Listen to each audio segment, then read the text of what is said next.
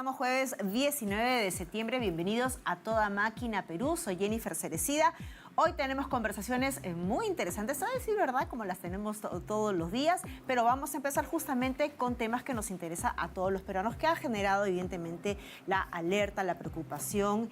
Y el día de ayer, en la víspera, se realizó una nueva sesión del Consejo de Ministros donde finalmente se determinó el estado de emergencia para 3 regiones: Amazonas, San Martín, Ucayali. Y hoy vamos a empezar precisamente nuestra conversación conociendo al detalle más sobre las acciones que se están tomando en conjunto por todos los estamentos del Estado. Estamos acompañados del Ministro de Desarrollo Agrario y Riego, Ángel Manero. Ministro, ¿cómo está? Bienvenido. Buenos días, Jennifer. Un saludo a todo el Perú agrario. Muchas gracias por acompañarnos.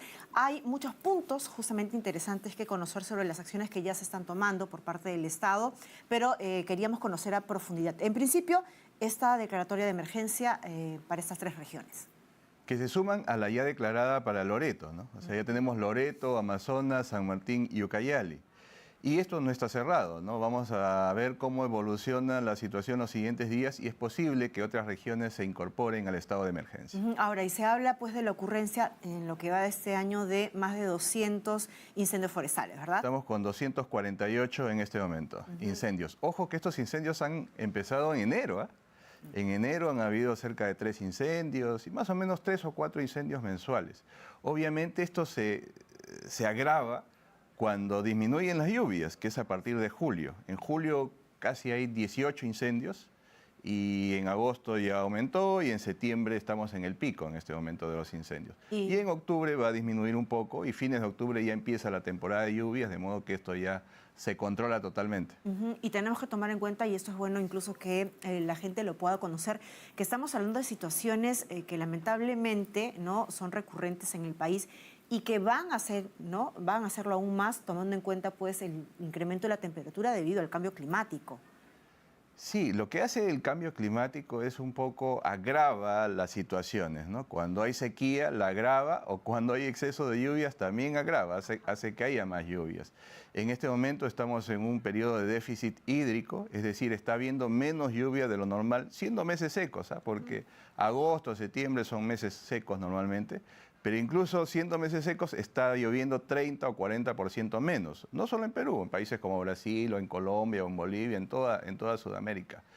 De modo que si hay un incendio, las condiciones de déficit hídrico hacen que la humedad relativa sea baja y que los incendios proliferen de manera más grave. ¿no? Se propagan mucho más rápido. Se propagan mucho más rápido, ¿no? Apenas llega el viento, unos vientos de 30 kilómetros por hora, esto se propaga rapidísimamente porque la humedad relativa del ambiente es baja. Y es lo que estamos viendo en Brasil también, ¿no? Brasil está terrible con esto. Ahora, todos los años hay incendios y ciertamente no todos se registran, por eso a veces dicen ahí las cifras oficiales no son correctas, sino que las cifras oficiales reportan los incendios ingresados al sistema, que son los incendios más graves. Hay muchos incendios más pequeños que no se registran. Y, como decía, ¿no? Cada año hay más de 1000 incendios, pero se registran más o menos la tercera parte, que son los más graves. Y ahora, por eso es que también incluso se habla de situaciones graves que se dan estacionalmente. La última que se recuerda es del año 2016, de una situación de incendio forestal que, digamos, tuvo una repercusión de estas magnitudes. 2016 fue el último episodio de incendios así dramáticos como los que vemos este año. 2010 también fue incluso peor que este año. Y esto lamentablemente se va a repetir cada 7 o cada 8 años en adelante. Por ello lo importante que decíamos ayer es, ¿qué hacemos para que esto no se repita a futuro? Y la única solución definitiva para esto, porque mucho puedes hacer en prevención, ciertamente, tener una brigada antiincendios, una brigada de incendios forestales, eso ayuda, sin duda ayuda a intervenir, pero ¿cuál es la solución para que no hayan más incendios dañinos, como lo que estamos viendo en este momento? Es el agua. O sea, tenemos que llevarle el agua a esa población y eso pasa por hacer inversiones, ¿no? Yo decía, mire, quizás es un buen momento para decirlo. Hay un político reconocido que dijo que se han perdido 1 millón de hectáreas con estos incendios forestales de este año. ¿Cuánto es el impacto real? Esa cifra es muy equivocada. En hectáreas agrícolas a la fecha se están perdiendo cerca de 2.500 hectáreas agrícolas y de bosque 3.500. O sea, vamos 6.000 hectáreas perdidas a la fecha. O sea, que han quedado justamente sumamente afectadas por el destruidas incendio. completamente, ¿no? Pero no es 1 millón de hectáreas, estamos hablando de 6.000 hectáreas destruidas a la fecha. Y probablemente llegado a fines de octubre llegamos a 10.000 hectáreas destruidas, pero siempre muy lejos del millón de hectáreas que se ha firmado. De modo que tampoco hay que escandalizar al país, ¿no? Pero sí, o sea, es lamentable, claro. muy lamentable 10.000 hectáreas y mire, solo en estas 2.500 hectáreas agrícolas a la fecha, que probablemente sean 4.000 cuando acabe todo este episodio de incendios a fines de octubre, van a ser cerca de 2.000 o 3.000 agricultores afectados. Si yo quisiera llevarle el agua a esos 2.000 o 3.000 agricultores afectados, el agua permanente allí, que va a hacer que nunca más tengan incendios, porque esos incendios proliferan porque sus plantaciones se riegan solo con lluvias. Y al ver lluvias, digamos, menos lluvias, estas plantaciones están muy secas. Entonces llega una chispa y se incendia inmediatamente. Pero si ellos tuvieran agua, esas plantaciones no estuvieran secas. Llevar el agua a 2.000 o 3.000 agricultores en esas zonas, porque son zonas un poco de acceso difícil, son zonas remotas, requiere cerca de 1.000 reservorios. ¿Cuál es la inversión para hacer 1.000 reservorios? Cerca de 200 millones de soles en esas zonas. Y lo vamos a hacer, ¿no? Ayer ya anunciamos, después del Consejo de Ministros, que vamos a llevarle el agua a todos los agricultores damnificados.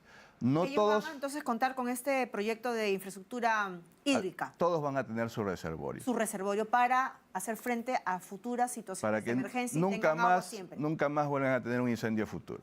Ajá. Pero eso no se va a hacer solo el próximo año. No va a empezar este año con algunos. Va a empezar mucho el próximo año y vamos a acabar el 2026. O sea, este es un proyecto incluso que ya está planteado dentro del proyecto de presupuesto fiscal para el 2025, para que esté garantizado ese dinero. En este momento están armando los perfiles, o sea, han empezado a armar los perfiles. Este año va a ser de armar perfiles, algunos con saldos, algunos proyectos los vamos a ejecutar con saldos este año. La mayoría se va a presupuestar en abril con el crédito suplementario que va a haber en abril y nos vamos a pasar todo el próximo año haciendo reservorios para los productores damnificados. Y nos va a quedar un saldo todavía para el 2026, pero en este gobierno se le va a llevar el agua a todos los productores damnificados de este incendio. Los que han sido afectados, los que han perdido estos más de 2.000 hectáreas que se han perdido de producción agrícola. Y lo bueno que los reservorios que vamos a hacer no solo van a ser para los damnificados, porque la capacidad va a dar para beneficiar también a otros agricultores de la zona. ¿Y qué va a ocurrir con las zonas que no son propiamente de suelo agrícola, pero que ha sido vegetación afectada? Y esto no estamos hablando incluso de la fauna silvestre, que ha sido la que ha tenido el mayor impacto. ¿Qué va a hacer con los trabajos de reforestación? Porque se tienen que realizar. Claro, con los bosques afectados, allí lo que cabe es reforestación. Ahora, también hay que decir algo importante. Mire, en la ceja de selva, normalmente se queman pastizales. Pero lo que estamos viendo en Ucayali, por ejemplo, es quema de bosques. Entonces ahí hay delitos de afectación a los bosques, porque ciertamente hay personas malintencionadas que queman los bosques para después hacer agricultura, y hay que decirlo. Una extensión del suelo agrícola. Y hay que decirle a ellos que eso sí es un delito y que eso no lo vamos a permitir. O sea, no vamos a titular a futuro esos bosques que se están quemando este año, porque ciertamente nos hemos alineado con la Unión Europea y no va a haber una titulación de una tierra que se ha deforestado después del año 2021. Si después del 2021 se ha deforestado, eso nunca se va a titular en el Perú. Intangible, no se va a titular, porque si en caso esa ha sido la pretensión de algún inescrupuloso, completamente, ¿no? Y que está pretendiendo justamente extender el área agrícola generando estos incendios, no se va a caer. No crean porque queman el bosque ahorita y después van a hacer presión social o presión política porque los titulemos, los vamos a titular. Eso está cerrado completamente. Nos hemos alineado con la Unión Europea y lo que se ha deforestado a partir del 2021 nunca se va a titular en el Perú. Y si se ha quemado algo, lo vamos a tener que reforestar. Claro. Y ahí estamos trabajando con el Ministerio de Ambiente para salir con un programa fuerte de reforestación. Y para eso sí también hay un marco normativo, un marco legal. Tenemos ya incluso presupuestos. CERFOR, por ejemplo, tiene este año, viene ejecutando cerca de 100 millones de soles para reforestación y ciertamente vamos a darle una atención preferencial a las zonas que se están incendiando en este momento. Y el próximo año vamos a incrementar esos presupuestos. ¿no? O sea, claro. Y ese es un trabajo de remediación frente al impacto de lo que se ha hecho. Pero claro, ¿qué le parece si es que en caso, volvemos a lo del inicio, porque mucha gente tal vez no entiende por qué se producen esto de los incendios forestales? Y si se producen, ¿no?, con regularidad, ¿por qué no se tomaron acciones preventivas, ¿no?, para no llegar a las escaladas que estamos viendo ahora y que para muchos resulta, pues, ¿no?, sumamente, no sé, escandaloso, ¿no? Claro, es que, mire, dicen, esto se pudo prevenir. En realidad, estos incendios que tienen una connotación natural, inclusive, no se pueden prevenir ni en Perú, ni en Brasil, ni en Estados Unidos. Estados Unidos todos los años tiene sus incendios. Ellos no pueden controlar inmediatamente los incendios, tratan de administrarlo para que no lleguen a las casas, pero aún así todos los años se le quema casas y por eso vemos en California el negocio de los seguros, ¿no? O sea, es bien difícil controlar los incendios forestales porque estos se dan por una condición, se juntan tres factores, más o menos, es así, ¿eh? Temperatura 30%, humedad relativa menos del 30% y vientos mayores a 30 kilómetros por hora. Cuando se juntan esos tres parámetros, el incendio prolifera de manera violenta, imparable. Imparable. O sea, fórmula eficaz para incendios forestales. Claro, tienen que esperar que los vientos bajen para que recién puedan salir los helicópteros, porque los helicópteros no pueden volar con esos vientos tampoco. Y cuando llegan los helicópteros ya se ha quemado buena parte de la vegetación, buena parte del monte. De modo que esto no se puede prevenir en ninguna parte del mundo. Y de hecho pasa en todo el mundo. Ahorita vemos incendios en Estados Unidos, en Canadá, en Europa, en toda Latinoamérica. Lo que sí tenemos que hacer es lo que yo decía, ¿no? Tener el agua más disponible, claro, la vegetación más verde, para que estos incendios no proliferen como están proliferando ahorita, sino, oiga, se incendió por ahí alguna fogata o alguna quema, pero como la vegetación tenía agua y la vegetación estaba verde, esto no proliferó. O hay un reservorio cerca y entonces el reservorio cerca sirve para que la gente pueda mitigar rápidamente. Claro, lo que pasa es que el reservorio cerca te eleva la humedad del ambiente. Entonces nunca va a proliferar un incendio. Ajá. Puede haber una fogata o por ahí, se extenderá un poco, pero nunca va a ser un incendio masivo como lo que estamos viendo ahorita. Ahora, y hemos logrado, ministro, ¿no? Se ha logrado erradicar justamente esta costumbre ancestral de quemar justamente estos rastrojos. Lo que pasa es que es bien difícil evitar ello. Mire, ello tiene una lógica agronómica. Uno quema los desmontes, quema la mala hierba o la cosecha anterior, primero porque es un nutriente al suelo. Las cenizas son los minerales para el suelo. Cuando tú quemas, matas todas las enfermedades del ambiente porque no te queda ninguna planta. Claro, entonces cortas el ciclo de la enfermedad. Y también ahuyentas a todos los roedores que son destructivos para las plantaciones. De modo que decirle al productor o concientizarlo es imposible. Y esto viene de milenios, de miles de años atrás, ¿eh? No, es imposible. Y además, no se crea pues que a un agricultor le ha pasado que ha generado varios incendios en su vida. No, probablemente a la mayoría no hayan generado ni un incendio en su vida. Controlando porque estas son quemas controladas. Ajá. ¿Qué es lo que pasa? De momento a otro, algunos casos, y estamos hablando del 0.2% de las quemas, no es la mayoría de las quemas, sino el 0.2% de las quemas, llega un viento repentino y te extiende todo y se vuelve incontrolable, porque ellos mismos tienen sus cortafuegos. Alrededor de sus plantaciones tienen unos espacios solo de tierra donde no hay vegetación, donde normalmente el incendio no pasa. Pero cuando llega el viento, las chispas vuelan. Las chispas vuelan. Y ahí es donde, si estamos en un año de estrés hídrico como este año, ya los incendios forestales se masifican, ¿no? Entonces son muchas condiciones que se tienen que dar al mismo tiempo para que hayan estos incendios forestales y lamentablemente se están dando las condiciones estas semanas, ¿no? Pero en estas zonas donde no hay producción agrícola y ya es zona eminentemente de bosques, ¿no?, incluso estas áreas naturales protegidas, se podría hablar de la ejecución de mano negra, es decir, de situaciones que se han premeditado. Claro. Lo que estamos viendo, el humo del aeropuerto de Ucayali, por ejemplo, de Pucallpa, ese humo viene de 30 o 40 kilómetros, más o menos. Y esos es muy probable que sean quemas de bosques de producción permanente. O sea, hechos premeditadamente. Premeditadamente, sí, completamente, muy probablemente. ¿Y con qué fin? Si es una afectación finalmente a todos, ¿no? Con fin de decir después ya no hay bosque, denme mi título de propiedad, ¿no? Y eso no va a pasar. Se lo decimos claramente, no vamos a titular predios que sean deforestados después del año 2021. Y eso es importante que se señale con, ¿no?, con toda la firmeza.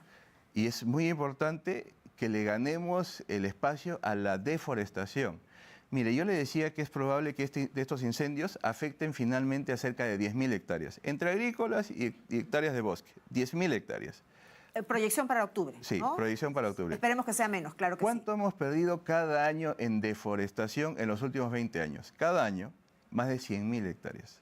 O sea, 10.000 hectáreas en estos incendios, pero cada año perdemos más de 100.000 hectáreas por deforestación, lo cual es lamentable y es, Claro, y es la mayor tragedia de la Amazonía, ¿no? Y quisiéramos ver también esa preocupación por esa deforestación. Y sin duda, esa deforestación que vemos es una deforestación hormiga. Son miles de personas que se dedican a deforestar. O sea, ¿y qué son? ¿Actividades ilegales? Son tala de actividades madera. ilegales y hay que decirlo, es difícil de controlar. Entonces, o ponemos un estado policial y tenemos que llevar 200.000 efectivos a controlar eso en momentos donde la delincuencia y la inseguridad ciudadana es un tema grave también, o simplemente asumimos la actitud proactiva de salir a reforestar fuertemente. Y nosotros creemos que en ello.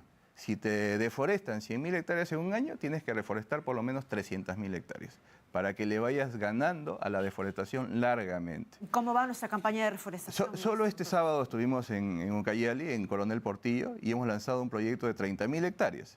Son 30.000 hectáreas en zonas deforestadas que, aprovechando la nueva ley forestal, obliga a que el 30% sea reforestación. O sea, si vas a hacer un proyecto agrícola en zonas deforestadas antes del 2021, si vas a hacer una plantación de cacao, por ejemplo, te obliga a que el 30% sea reforestación. Entonces, estamos usando ese marco para reforestar fuertemente. O sea, eso ya tiene conocimiento justamente de los que realizan la producción en esta zona. Claro, solo este sábado hemos lanzado un proyecto de 30.000 hectáreas y ahí va a haber casi 10.000 hectáreas de reforestación, solo ello. O sea, solo con ese proyecto vamos a compensar todo lo que se ha destruido en los incendios, ¿no? Y obviamente eso tenemos que masificarlo más.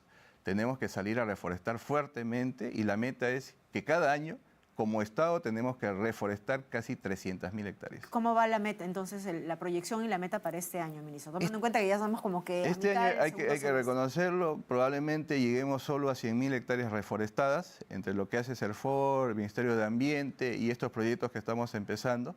Pero el próximo año ya debemos probablemente llegar a 200.000 hectáreas reforestadas y el último año de este gobierno llegar a 300.000 hectáreas reforestadas, que ha sido algo que nunca se ha hecho en la historia del país. Bueno, y para eso incluso ya hay un trabajo que se está realizando, imagino, con los gobiernos regionales. ¿Cómo va la articulación, ministro, ahí? Muy bien, muy bien. Hemos estado con Ucayali, hemos estado con Loreto, con Amazonas. Nos tocaba ir hoy día a Madre de Dios, lamentablemente se ha tenido que cancelar el viaje precisamente por este tema de los incendios. Las disculpas a Madre de Dios porque están con la Expo Amazónica, una feria importante, pero ciertamente había, precisamente este tema de llevarle el agua a los damnificados nos ha obligado a quedarnos hoy día en Lima. Pero es así, tenemos que atender estas emergencias y también hay otras emergencias en el país. Por ejemplo, estamos atendiendo las emergencias mineras, Yayimayo en Puno. Hay un impacto también dentro de las emergencias ambientales mineras, ¿no? Por contaminación de agua, del medio ambiente. Yayimayo en Puno, ya mandamos hace 2 días a INDECI la solicitud de declaratoria de emergencia. Estamos trabajando la emergencia ahorita de Chinchaycocha. Que está entre Junín y Pasco. También estamos trabajando en la emergencia. Yo voy a estar ahí en la zona este sábado. Ya sacamos la emergencia del Valle del Tambo, del Río del Tambo, Coralaque, que es Arequipa, Moquegua.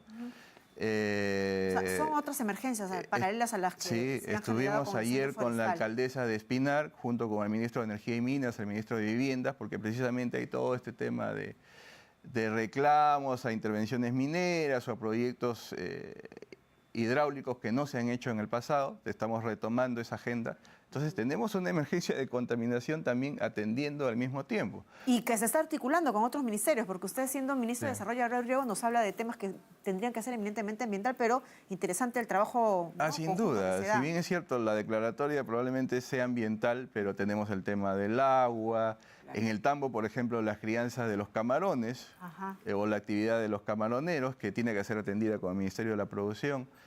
De modo que tenemos que atender estas emergencias de los incendios y al igual de las otras emergencias que ya vienen de semanas o meses anteriores, como que también tenemos una agenda de futuro. Claro, la agenda proactiva. Pero justo antes de hablar de esta agenda proactiva que me va a dar detalle usted ahora, quería saber finalmente, ¿no? Porque claro, el tema de los incendios genera mucha preocupación por lo que se está viendo.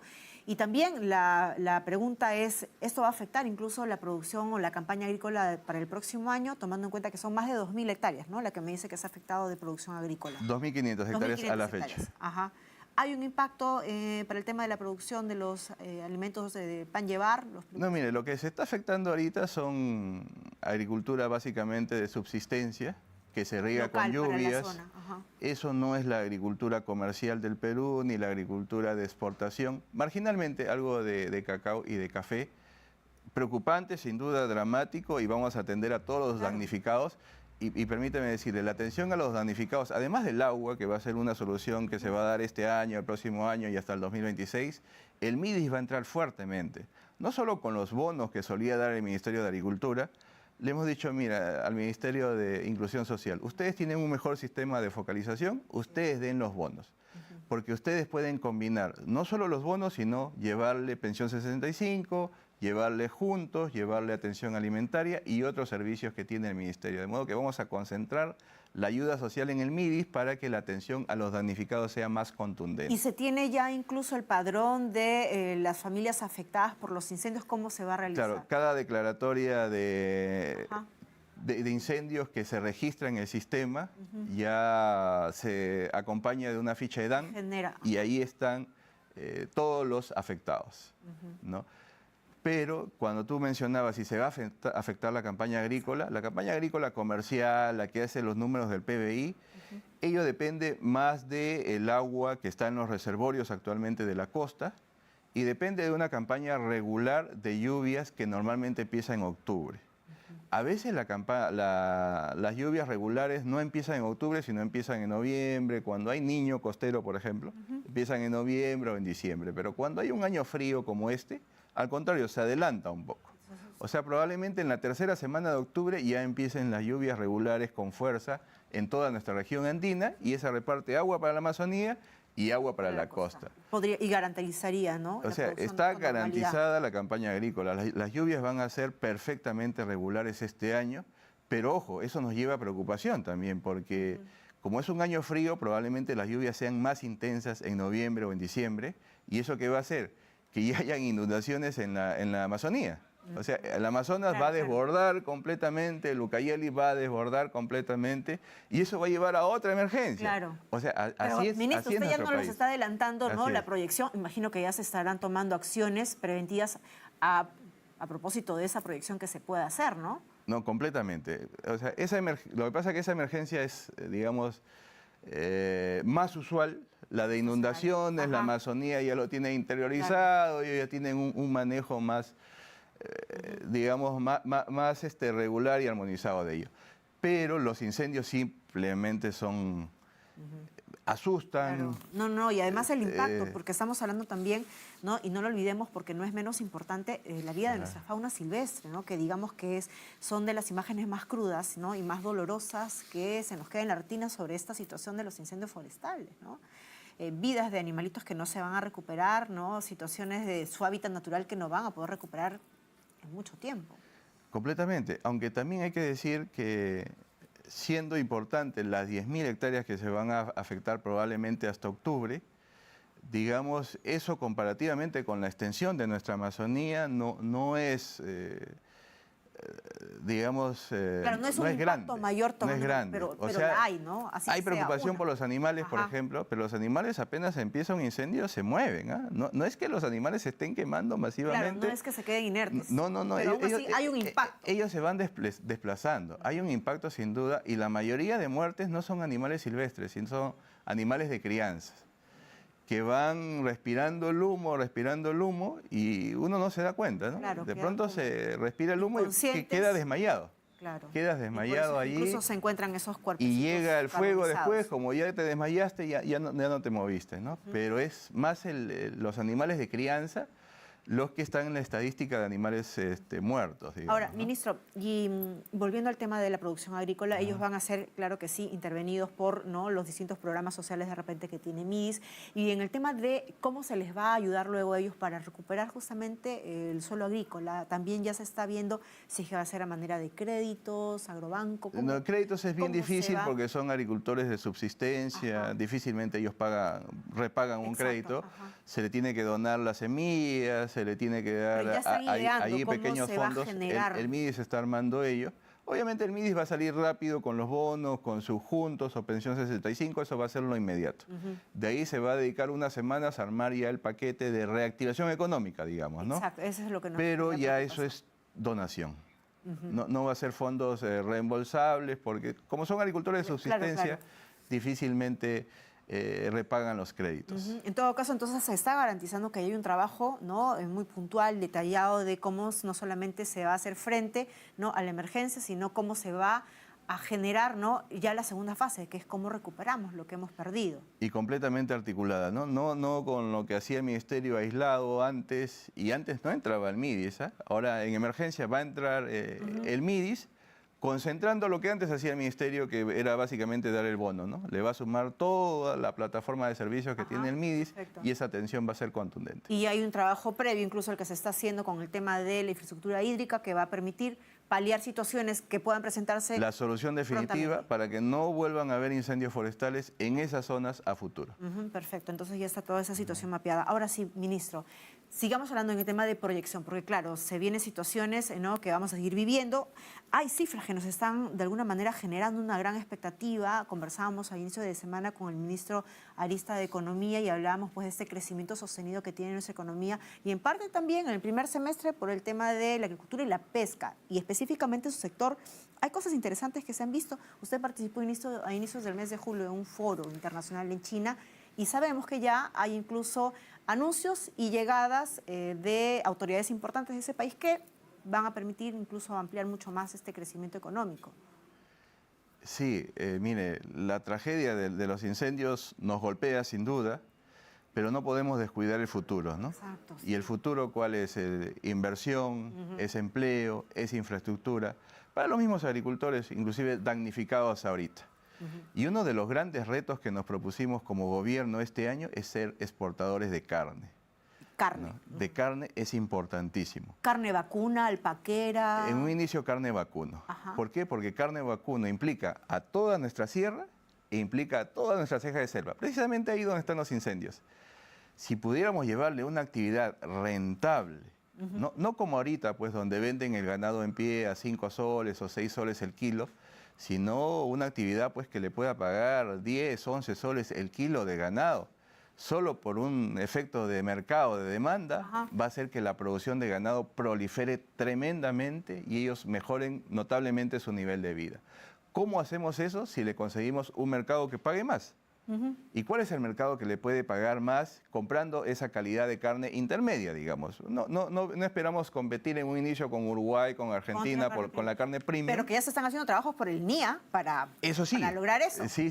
Y no lo digo porque eso va a ser la sorpresa que le vamos a dar después. No he contado. Pero digamos, empezamos con el mercado masivo, el mercado más grande de calidad de carne intermedia. ¿Dónde está ese mercado que le puede pagar el doble de lo que le pagan al ganadero ahorita? Está en la China y en Malasia principalmente. La presidenta fue a China hace un par de meses. Y yo fui los siguientes días a la China y tuvimos esa reunión que usted mencionó. Y le dijimos, necesitamos que nos abran el mercado de carne. No es un proceso que demora 10 años como siempre, tú haces la solicitud y después de 10 años recién te están dando el permiso. Las exigencias fitosanitarias son Exacto. filtro. Sino, le dijimos, queremos que en el gobierno de la presidenta Boluarte se apruebe el permiso. Y entonces, este sábado está viniendo el viceministro de Aduanas de China, que es la máxima autoridad sanitaria, que casi nunca viaja. Normalmente viajan los funcionarios de nivel intermedio. Pero no el titular. Está viniendo la máxima autoridad este sábado y este lunes estamos firmando el protocolo para exportar carne a China. Genial. ¿Y eso? Algo que se ha hecho en 2 meses, lo que normalmente demora 10 años, ojo. ¿Y esto a cuántos productores beneficiará o cuál es la proyección que tienen en relación a ese tema? No es tremendo el potencial. Mire, ahorita tenemos 5 millones de cabezas de ganado vacuno. Eso puede crecer 10 veces en el Perú. Puede ser 50 millones de cabezas de ganado vacuno. Todas nuestras provincias de Sierra y de Ceja de Selva se pueden convertir en grandes exportadores de carne de vacuno, solo pensando en China y Malasia. Y ojo que ahí nos viene Corea del Sur y vamos a seguir abriendo otros países del Asia. Pero empecemos por ello. ¿Y por qué la exportación de carne es importante para el Perú? No solo para los ingresos del ganadero, sino por lo mismo que pasa en Argentina, en Uruguay o en Estados Unidos. Los grandes exportadores de carne son los que más carne consumen en su país. Porque cuando tú exportas el 70% del ganado y te queda un 30% para tu mercado nacional, que se queda en tu mercado local a precios bastante bajos. O sea, va a mejorar incluso hasta la comercialización en nuestro país, porque claro, mucha gente no come carne porque, claro, el precio es caro, ¿no? Es por eso que en Argentina, en Uruguay, en Brasil, en Estados Unidos, la carne es más barata que en el Perú actualmente. Es mucho más barata que en el Perú y por eso una hamburguesa en Estados Unidos le cuesta $1. Porque es baratísima para su mercado nacional. ¿Por qué? Porque las empresas rentabilizan con la exportación y los saldos se quedan en el país. No saldos de mala calidad, ojo, no saldos de mala calidad, sino que son saldos, por ejemplo, la carne molida, importante, otros cortes que no lo consumen en otros países se quedan acá. Pero digamos que todo este círculo virtuoso de la exportación de carne nos va a terminar beneficiando también el mercado local. Completamente. Y es lo que buscamos mejorar en el Perú, el consumo de carne, de leche y de huevos. De leche vamos a firmar un compromiso con las empresas lecheras en las próximas semanas y esperamos que sea en 2 semanas para promover fuertemente el consumo de leche en el Perú y algo muy importante, ¿no? Es por importar menos leche cada año y aumentar la producción de nuestros ganaderos nacionales, ¿no? Entonces, el próximo año ya implementamos un proyecto de mejora de la productividad y calidad de leche de $80 millones en el Perú que nos va a asegurar ese proceso, ¿no? Que haya más producción de leche nacional, menos importación y más consumo de leche por parte de los peruanos. Imagino que, ministro, y ahí la mirada irá centrada al tema de reducir esta seguridad alimentaria, ¿no? Que Correcto. Tanto cuestionamiento incluso le genera a usted el tema de ese impacto, ¿no? Es que comemos mucho, pero comemos muy mal. Pero para eso justamente necesitamos insumo, producción de calidad, ¿no? Necesitamos... Y ahí hay que resaltar el trabajo que se hace INEA, ¿no? Acá hemos tenido todos los científicos, ingenieros que nos han venido a contar en verdad los avances que se están haciendo al respecto, ¿no? Es sumamente interesante y loable de resaltar. Y ciertamente necesitamos carne, leche y huevos a menores precios para el ciudadano peruano. Pero ¿cómo logramos eso? No lo podemos lograr con una ley, con un decreto. Claro, ¿Cómo lo hace el mundo? Volviéndose grandes exportadores. Entonces rentabilizas con la exportación y puedes colocar tus saldos a menores precios en el mercado nacional. Genial, con lo que nos cuenta. Entonces nos traerá detalles a propósito de la reunión que van a tener, ¿no? Claro que sí. La próxima semana. Eso no, y algo muy importante, ¿no? El lunes firmamos lo de carne, pero vamos a dejar listo lo de frutas congeladas, los de granadas y los de pecana, para la visita del presidente chino y para que lo firme con nuestra presidenta en noviembre. Ya dentro del marco del foro APEC. En APEC. Interesante. Y el tema de SENASA, imagino que ya deben estar trabajando, porque sabemos que exportar al mercado oriental, China, Japón, es sumamente complicado porque los filtros son bastante finitos, ¿no? Claro, no solo ello, porque la cabeza de la delegación china, el viceministro, se reúne conmigo, pero hay otros funcionarios que van a visitar establos. O sea, es toda la comitiva. Van a visitar camales, sí. Ah, bueno. O sea, es una visita protocolar y una visita técnica. Tiene que regresar entonces para que nos cuente resultados de ese convenio y de toda esa visita. Entonces, es lo importante del Perú, ¿no? O sea, tenemos que atender la emergencia, los incendios, la contaminación, pero tampoco podemos descuidar el futuro. No, claro, es lo que corresponde. Maje Siguas, por ejemplo, que ya se transfirió el proyecto al gobierno nacional, en la próxima semana firmamos la adenda con Canadá, para que Canadá se encargue inmediatamente también de Maje Siguas.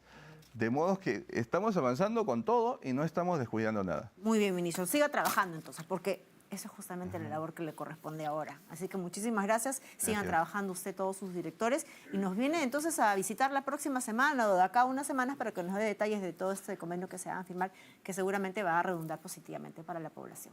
Muy bien. Muchas gracias. Gracias, ministro. Gracias. Vamos a hacer una pausa ahora sí y regresamos con más No se mueva, por favor.